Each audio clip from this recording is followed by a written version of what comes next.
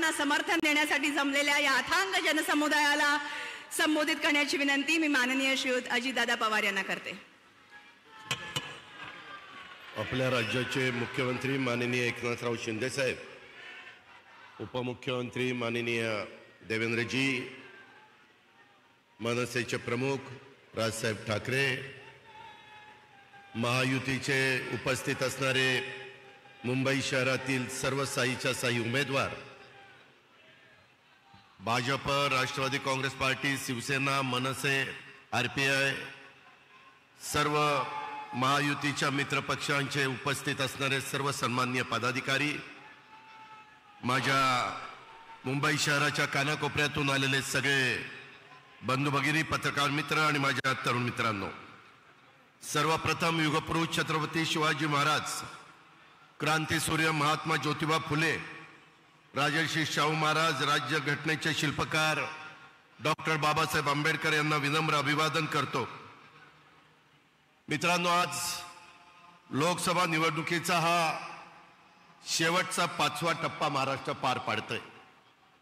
खरं तर देशामध्ये 7 टप्प्यामध्ये निवडणुका होतात, परंतु आपल्या 5व्या टप्प्यामध्ये मुंबईचे 6, भिवंडी, कल्याण, ठाणे, पालघर आणि तिकडं दिंडोरी, धुळे आणि नाशिक अशा पद्धतीनं जवळपास 13 ठिकाणी निवडणुका होत आहेत. 13च्या 13 ठिकाणी महायुतीचे उमेदवार धनुष्यबाण आणि कमळ या दोन्हीपैकी एक चिन्ह घेऊन उभे आहेत.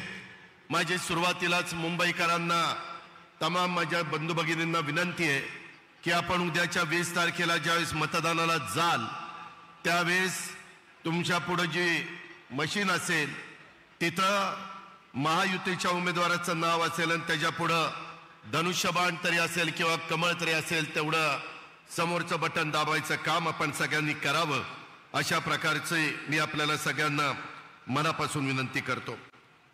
मित्रांनो, शिवाजी पार्क हे एक ऐतिहासिक मैदान आहे.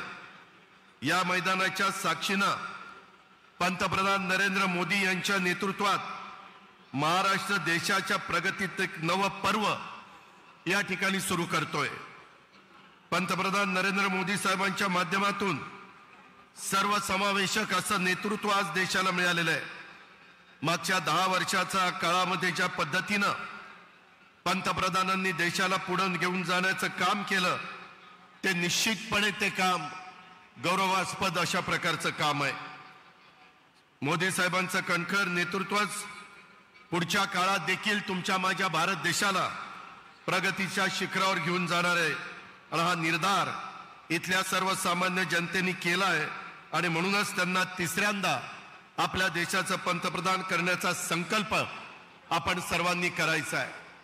माझी आपल्याला विनंती आहे की आता सध्या विरोधकांना कुठला विकासाचा मुद्दा राहिला नाही. यावेळेसच्या निवडणुकीमध्ये सातत्याने आम्ही महायुतीच्या वतीनं विकासाच्या बद्दल बोलतोय, परंतु विरोधक त्याला फाटा देतात आणि नको ते भाषण करण्याचा केविलवाणा प्रयत्न त्यांचा चाललेला आहे. एक त्रयस्थ नागरिक म्हणून आपण जर त्यांच्याकडे बघितलं तर काय त्यांची भाषणं आहेत, काय त्यांचे त्याच्यामध्ये शब्द वापरतात. अरे, आपल्या महाराष्ट्राला सुसंस्कृत महाराष्ट्र म्हणून ओळखलं जातं. स्वर्गीय यशवंतराव चव्हाण साहेबांनी ज्यावेळेस मंगल कलश आणला, तेव्हा मंगल कलश संयुक्त महाराष्ट्राचा आणला असताना सुसंस्कृत महाराष्ट्र कसा असला पाहिजे, तो कसा पुढे गेला पाहिजे, सर्व जाती धर्माच्या लोकांना कसा न्याय देता आला पाहिजे, ज्या पद्धतीनं हिंदवी स्वराज्याची स्थापना करत असताना 18 पगड जाती 12 बलुतेरा रंदा बरोबर घेऊन महाराजांनी हिंदवी स्वराज्याची स्थापना केली. त्याच रस्त्याने आपल्याला सगळ्यांना पुढे जायचंय. आणि मुख्यमंत्री असतील, उपमुख्यमंत्री असतील, आम्ही महायुतीच्या सरकारमधले सगळे घटक पक्ष असू किंवा देशाचे पंतप्रधान असतील, ह्या सगळ्यांची भूमिका तीच आहे. त्या भूमिकेचं समर्थन आपण सगळ्यांनी केलं पाहिजे. आता आठवले साहेबांनी बोलत असताना सांगितलं की असा काहीतरी मुद्दा काढायचा आणि त्याच्यातनं एखाद्या समाजाला काहीतरी त्यांच्यामध्ये समरसता निर्माण करायची. 10 वर्षामध्ये देशाच्या पंतप्रधानांनी कधी उलट संविधान दिन साजरा करायला सुरुवात केली आणि अशा पद्धतीनं त्यांनी साजरा करत असताना संविधान बदलण्याची भाषा हे सगळेजण करतायत, हे कुठेतरी थांबलं पाहिजे. आणि ते पवित्र काम तुमच्या प्रत्येकाच्या मतामध्ये आपण 20 तारखेला सकाळी 7 वाजता जाऊन जर मतदान केलं तर यांना जशाच तसं उत्तर आपल्याला देता येईल आणि विरोधकांना विरोधकांची जागा त्या ठिकाणी दाखवता येईल. अशा प्रकारची अपेक्षा आणि विनंती मी आपल्या सर्व सहकाऱ्यांना करतो. प्रचंड मोठ्या संख्येने आपण इथं उपस्थित राहिल्याबद्दल आपल्या सर्वांचं महायुतीच्या वतीनं मनापासून स्वागत करतो आणि मी माझे 2 शब्द संपवतो. जय हिंद, जय महाराष्ट्र.